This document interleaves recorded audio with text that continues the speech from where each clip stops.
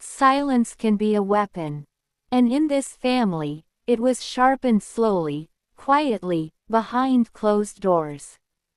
What you saw on Sister Wives looked like emotional chaos, wives leaving, marriages collapsing, a family unraveling in public. But what if that chaos wasn't random at all? What if the pauses, the half-sentences, the tears that stop just short of truth, were part of a system? Because while some family members lost homes, relationships, and identity, Kody Brown and Robyn Brown emerged with something powerful. Control of the story, control of the money, and control of what could never be said out loud. This isn't just about broken marriages. It's about silence being enforced, narratives being managed, and a legacy being protected, at the expense of everyone else. Tonight, we're not watching drama. We're dissecting a strategy, and by the end of this video, you'll see the evidence that suggests this family didn't just fall apart. It was managed that way. They say that in a plural marriage, the only way to survive is through total transparency. But in the remains of the Brown family empire, transparency has been replaced by a legally binding wall of silence. While the cameras captured the explosive, tell-all, specials, something else was happening behind the scenes. Something involving ink, signatures, and the threat of litigation.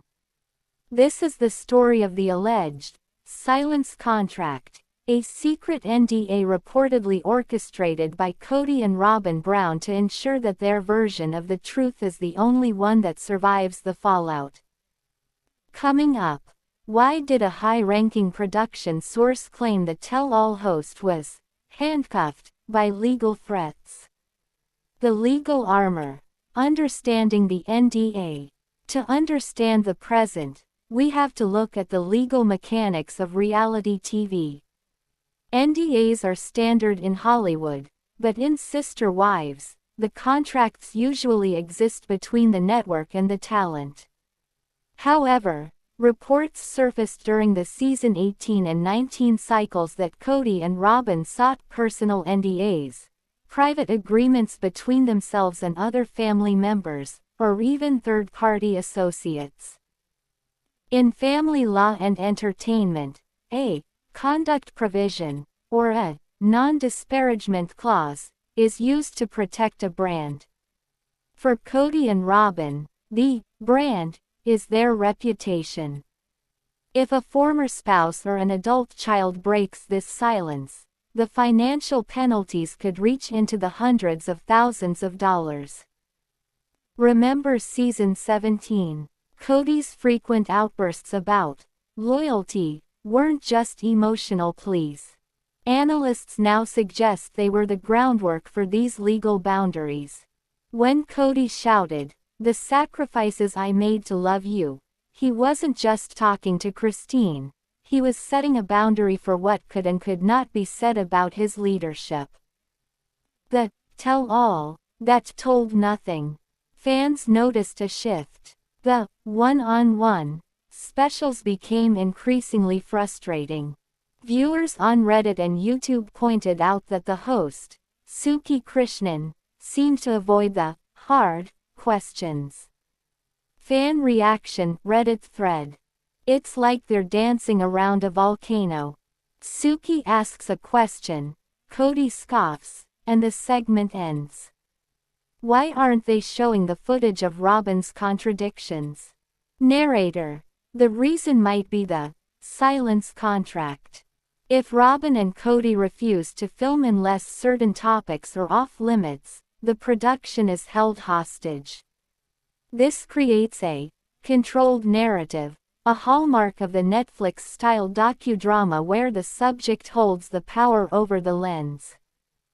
Was the Vegas move actually the first time these legal threats were used?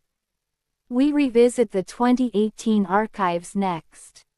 The disconnect. Robyn's perspective. We must look at Robyn's role with nuance. To her supporters, she is a woman protecting her children from a public lynching. To her critics, she is the architect of the family's demise. Robyn has stated on camera, "I didn't sign up for this. I signed up for the big family." But sources close to the family, and observations from the adult children like Garrison and Kody, suggest a different reality.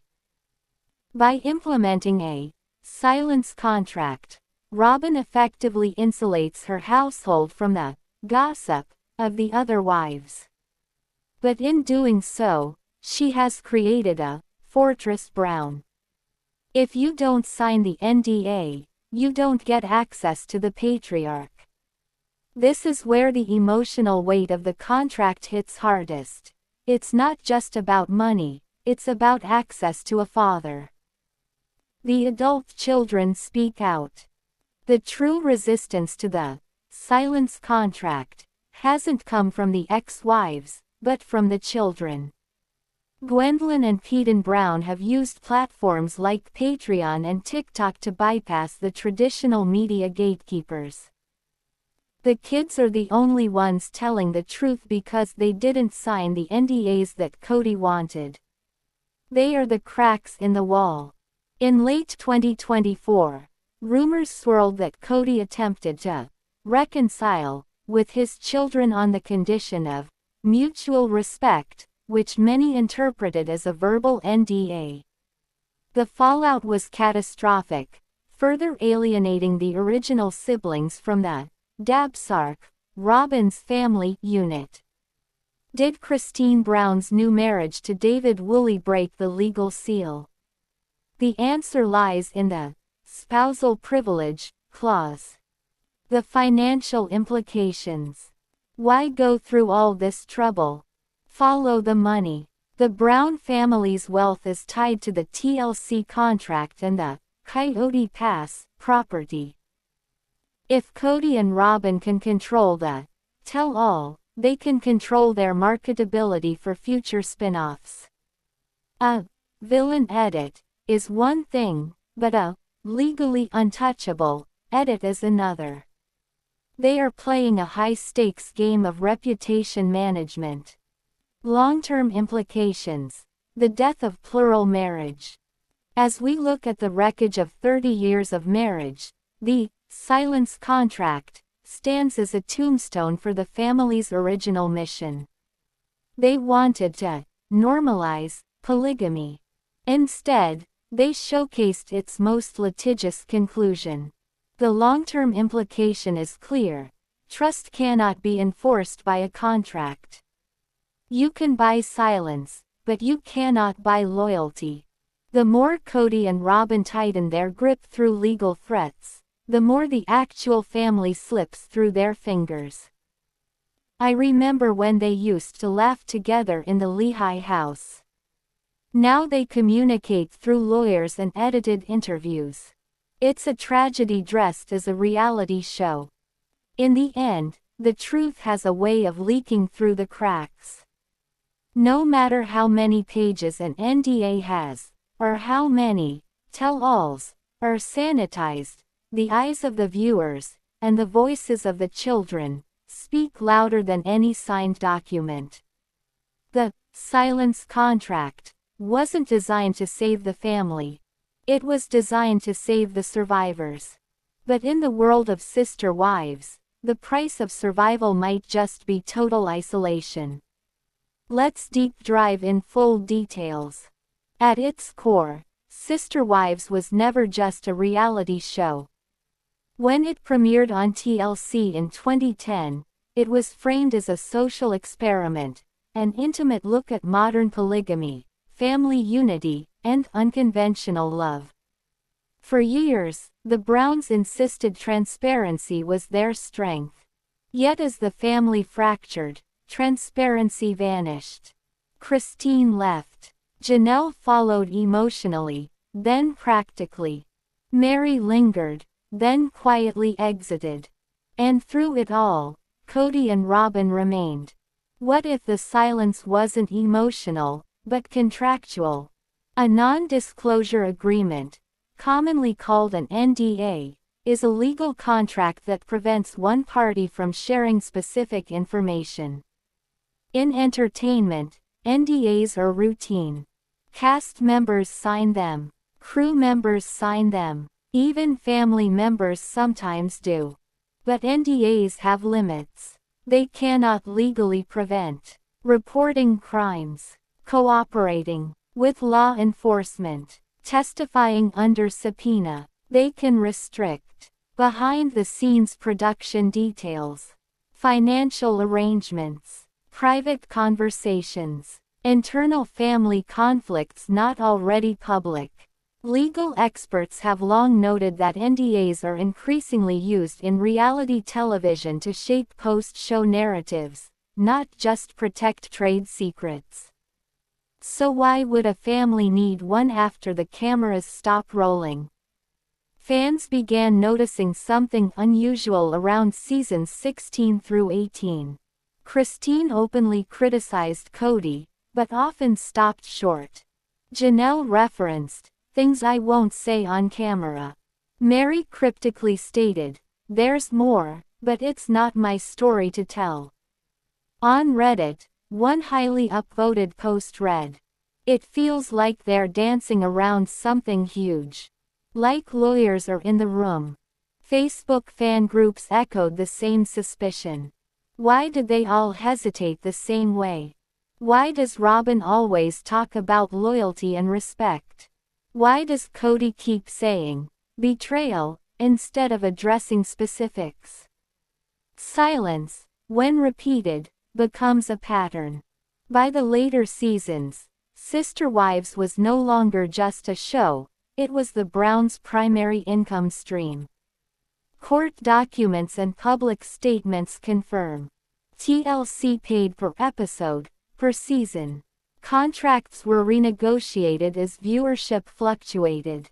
Pay structures reportedly shifted from individual payments to family-level agreements. This matters. If one or two people controlled the primary contract, and others depended on that income, leverage existed. Legal scholars note that in family businesses, NDAs are sometimes used to protect brand value, prevent reputation damage, discourage tell-all books. And the Browns were no longer just a family, they were a brand.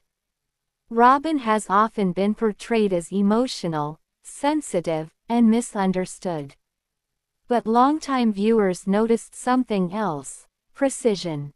She spoke often about safe conversations, protecting the family, not speaking badly. In season 17, Robyn stated, "Some things should never be said publicly. Ever." That phrasing stood out. Former reality producers have explained that such language often mirrors legal guidance, not personal instinct. Was Robyn protecting feelings, or enforcing boundaries set on paper? Earlier seasons showed Kody as charismatic, if chaotic. Later seasons revealed something colder. He spoke repeatedly about disrespect, loyalty tests, punishment through emotional withdrawal. In one episode, he said, "I won't be in relationships where people talk trash about me." To fans, it sounded personal. To lawyers, it sounded strategic. When truth becomes trash, control becomes the priority. Online communities did what they do best. Reddit users compiled episode timestamps of censored conversations, comparisons between on-camera statements and off-camera interviews, patterns of identical phrasing across different family members. One viral YouTube comment read, "They all sound like they've been coached." Another added, "This isn't trauma, this is compliance." When thousands notice the same thing, coincidence fades.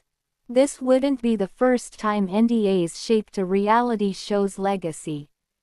Past cases in reality television reveal Cast members blocked from publishing memoirs. Legal threats used to prevent reunion disclosures.